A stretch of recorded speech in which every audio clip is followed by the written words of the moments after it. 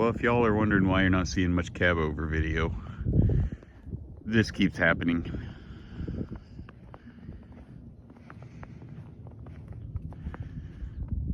So I'm doing what I can, but it seems like every single weekend that I want to do something, it looks like this. Today's Friday. I'm supposed to do this most of the day and tonight. So I'll do what I can.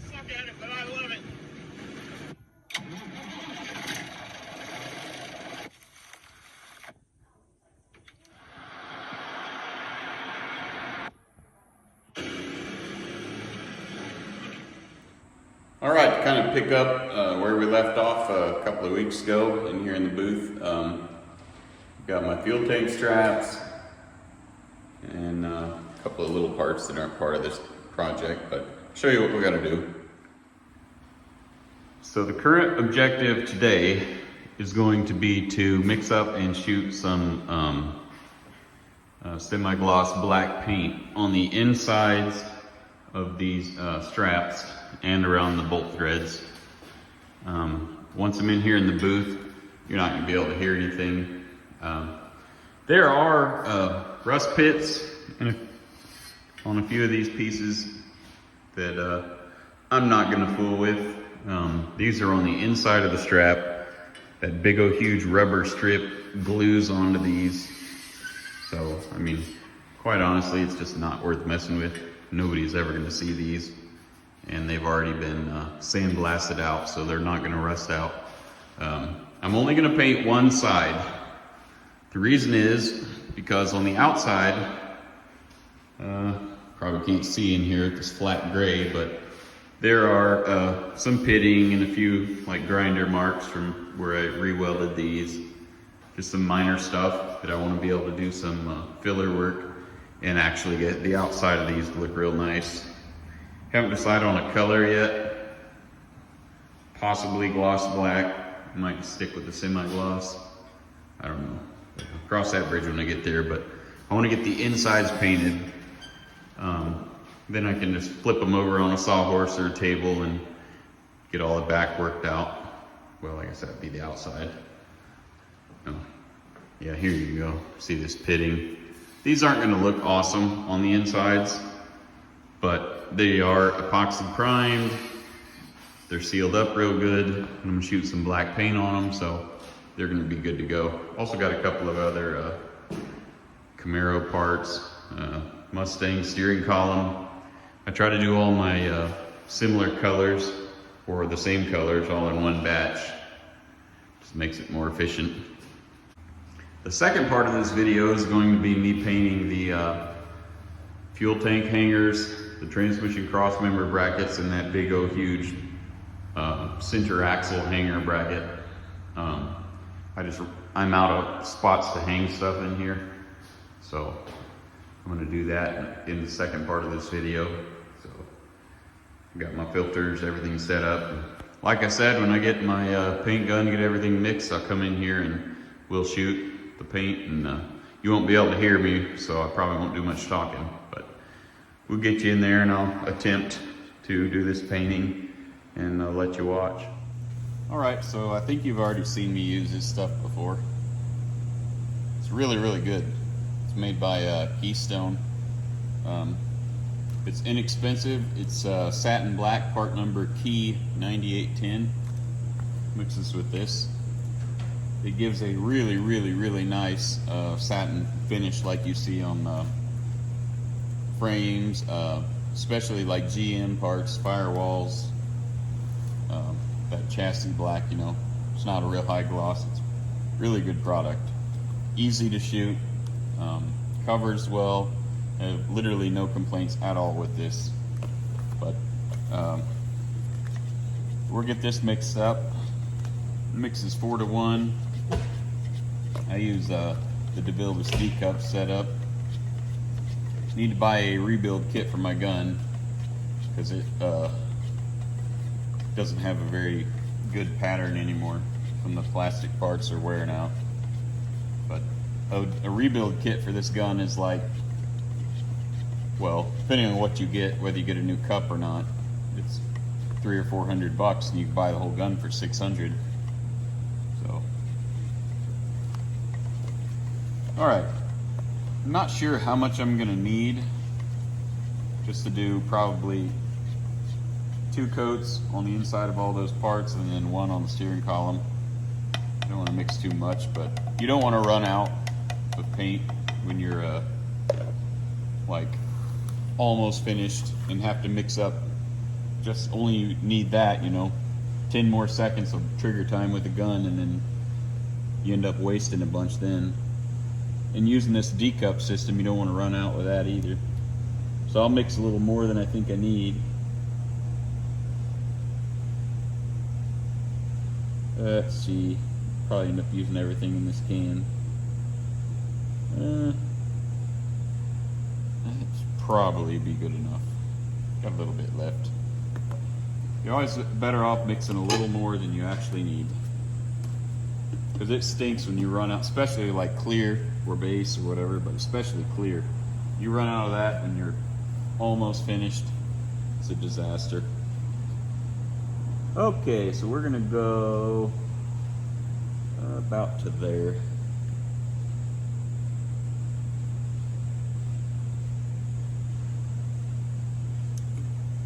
That should be enough.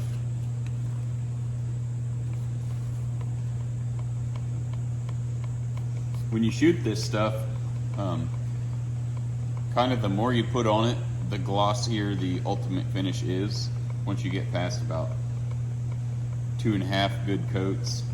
So if you're spraying multiple parts that go under the same part, or under this, like under the hood or whatever, unless you want there to be like a slight variation in color, you want to make sure that you put an even, consistent coat on everything. But I find that 1 light coat and 1 fairly decent coat is the way to go. It's just what I like.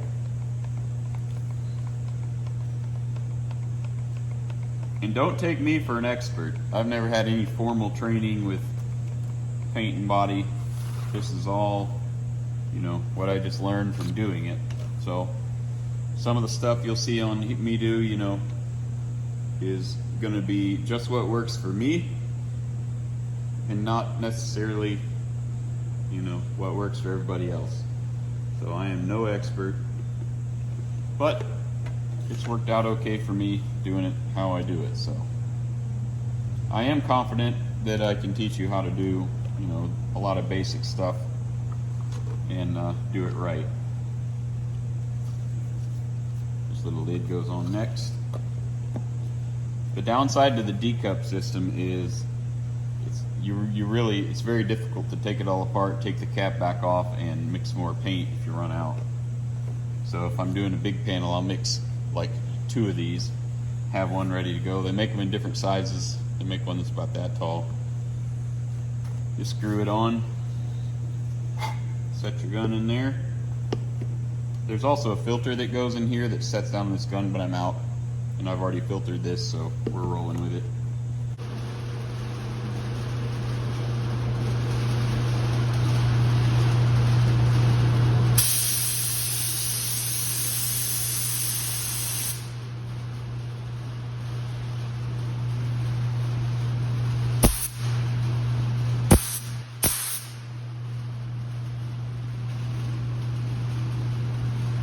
Looks good.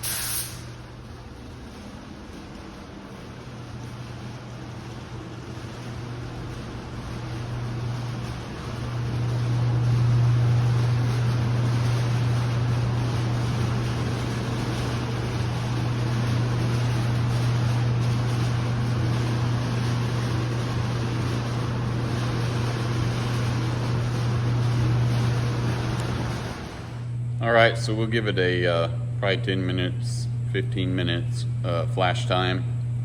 You can tell when something's flashed when you go in there and it's lost majority of its gloss. Like doesn't look wet anymore, especially with a light first coat. I tried to show you in the video right before I walked out of the booth. You could see a lot of the primer still showing through on the first strap that I shot. So we got roughly probably 75-80% coverage. Once that flashes, it'll be a real good bed coat for my next pass. Next one will be a little heavier. It's pretty challenging to be shooting the gun and shooting the camera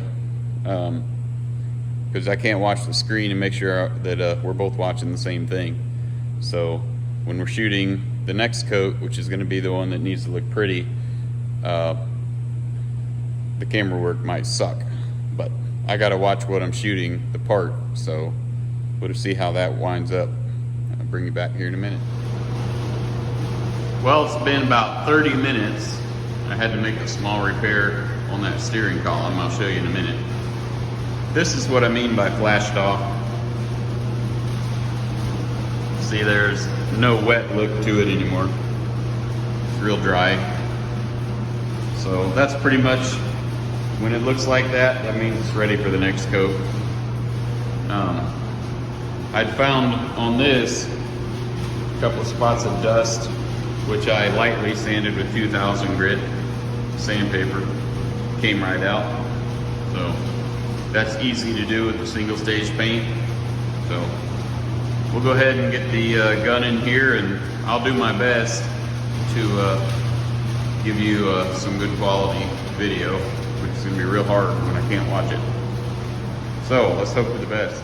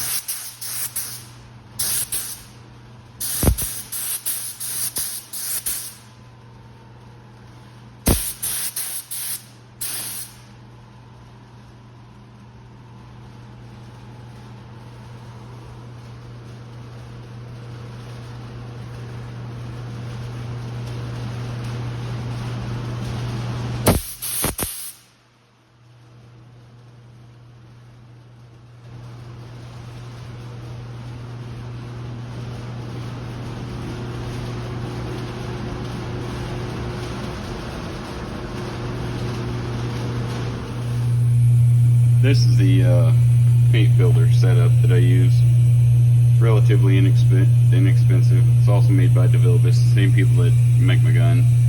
Got air coming in. I got a little drain valve here that I crack open anytime I'm painting before I go in the booth. Gets any moisture that collects in that downpipe. It comes up, they got a shutoff valve there. That little white, see the color of it, says I need to change the filter immediately. Then I got a pressure regulator. I have my, right there, the top edge of the needle with the trigger off. That's kind of my max pressure coming in. And then when you pull the trigger, it drops 10-15 psi. So I want my low pressure to not be below about where that lower mark is, which is around 70. And my high not to exceed 100. Just works best for me. And that other line goes into the booth. That's my setup there. And there's also a drain at the very bottom of the can, the reservoir. And I just keep that just barely cracked open while I'm shooting. This is the other part of my painting equipment setup. This blue compressor, which is an 80-gallon Cobalt, pretty good machine. That is what we use only for painting and or like blowing body work off or running sandblaster for short periods of time. It does not mix at all with my tool compressor, which is just regular shop tools, you know, impacts, all that sort of junk. This is just a 60-gallon, also a Cobalt, also an excellent machine. This thing's like 7 years old and it's a $500 compressor, and we have just flogged it. I never expected it to last a year. Here it is years later, still going strong. But you do not want to mix your airlines, your chucks, your blow-off nozzles. You don't want to mix anything from your dirty to your clean air. So this is dedicated paint and body only. The only thing that makes using the D-cup setup kind of a pain is you don't know exactly how much paint you have left in here. So it's hard to tell whether you're about to run out or not. For me, I can usually tell just from the weight. I can usually guess within a couple of ounces, you know, where we're at. The cool thing about these setups is you can shoot upside down, which you obviously can't do with a pot gun set up like this. If you go past about that, your paint comes away from your pickup and it just starts pulling air and spitting. So that makes it very difficult if you're trying to get up underneath and shoot a rocker panel where, say, my arm is the bottom of something. You can't go past about that, so you're not getting a, you know, you're not getting a good square. Ideally, you're shooting your 90 degrees to your surface, but you can't do that, obviously, with a paint gun with a cup on it, because your paint would be down here and you'd be pulling air. So you're stuck with like this. And then obviously the top of your gun whacking on the bottom of stuff just doesn't work out well for shooting the bottom of stuff. This, on the other hand, you can shoot all the way upside down, makes no difference. So when you get done, you need to take this apart. You just hold it upside down, pull the trigger, and this, the cup here will kind of just come back down. That'll allow the paint to run out of here so you don't make a huge mess.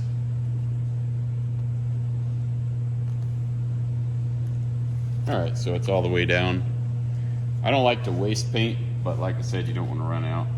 So you just unscrew that.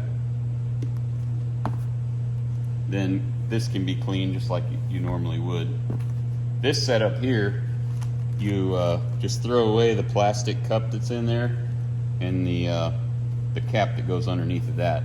So you don't even have to wash this or the plastic outer piece unless you spill it all over the place.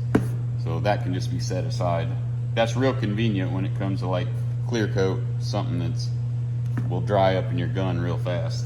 But I'll go ahead and give this a real thorough cleaning, which is extremely important, because you don't get that clean one time, you may never ever get the thing to shoot right again if stuff dries up in the passageways. So cleanliness is next to godliness with this stuff. Anyways, when we do the next part, I probably won't show you all the mixing and all this crap here, so you just watch me do it. We'll just get right into the shooting the parts. I'll have them all set up. It's not going to be today. Today is time change day, so my body thinks it's a different time than it is, and my wife's probably about to get upset with me. So I'm not in there yet. I'm sure she's not, but I'll have to let all that stuff completely dry before I can handle it, and that basically means tomorrow or the next day or the next day. But thanks for following along, and we'll pick up in this video in a day or two. This is what it looks like after it dries. Real pretty finish. It's like perfect amount of gloss for a lot of the old 50s, 60s, 70s, 80s black. Tonight's mission is gonna be painting these big castings, my fuel tank hangers, cross member brackets, shifter, 3 more of them fellers, 1 more of them. I'm gonna paint the back side of the headlight buckets, shifter parts, and some pulleys for my Buick air conditioning kits that I'm selling. So mix it up and we'll get shooting.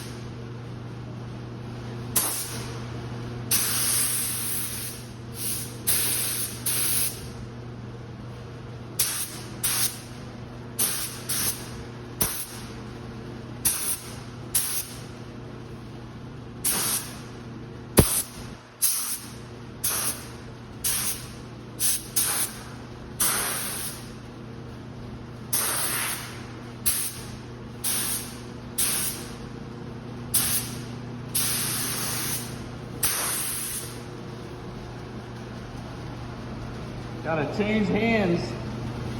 Gun gets heavy with a full cup.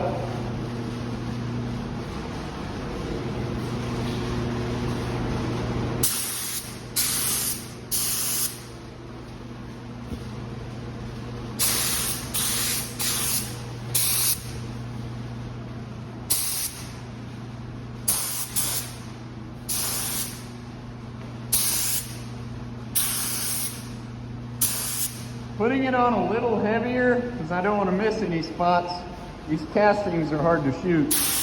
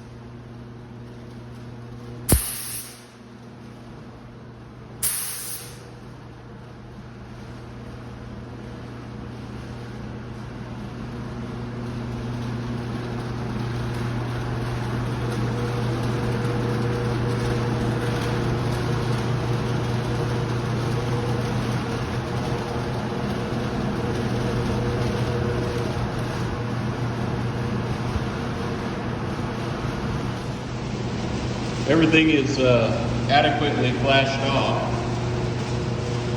So we'll just go ahead and hammer on the second coat. A couple of the last pieces I did over there are still just a little bit wet, but by the time I get over there, they'll be flashed. Like I said when I was shooting, I put the first coat on a complicated casting like this. I put it on a little heavier so I don't have any spots that I missed. It's actually pretty hard to see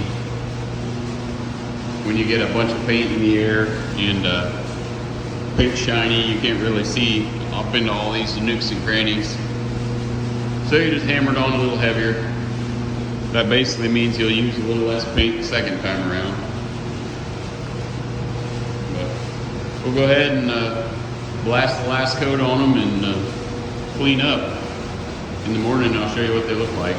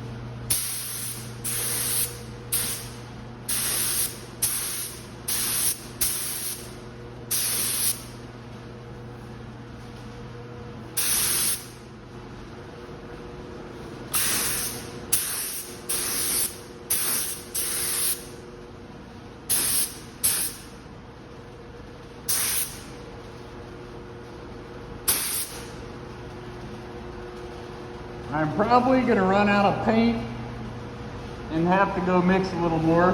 I mixed as much as you could get in this. Probably not going to get all the way to the end.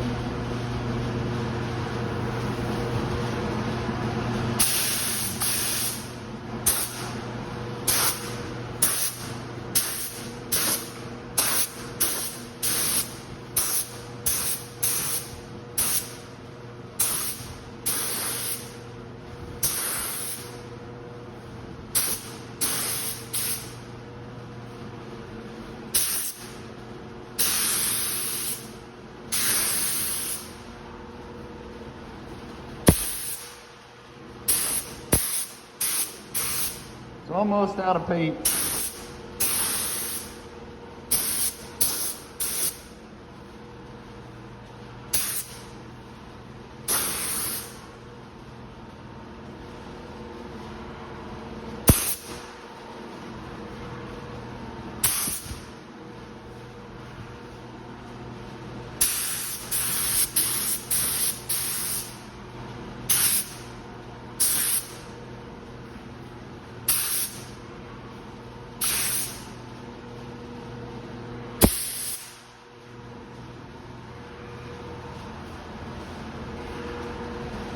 I'm gonna go mix a little more. Just gotta do that row. I'll be back. It's me again, Mom.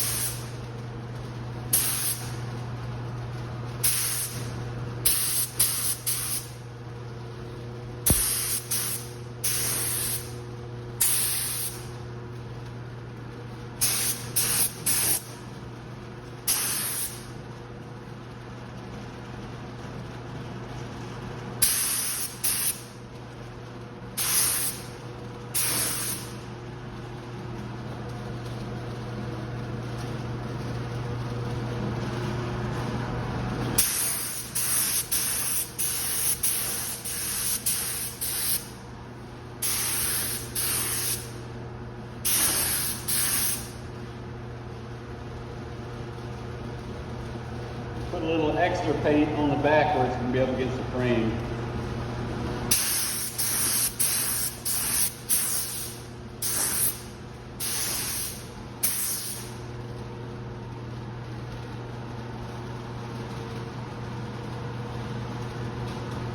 All right. Well, how do you like this finish? I just love this paint. Looks fantastic. This is a finished product after 2 coats. Looks really nice. Hopefully I don't scratch them all up putting them on the truck. What I'm going to do is put them on the truck and make everything else in the truck look bad. This casting, if you recall, was the one that had the pin rusted up in it that I had to cut out. Looks brand new now. Really impressed with it. And this is a transmission crossmember part. And imagine how good this shifter is going to look with a brand new 13-speed knob on it. As usual, I appreciate you watching and tune in next time.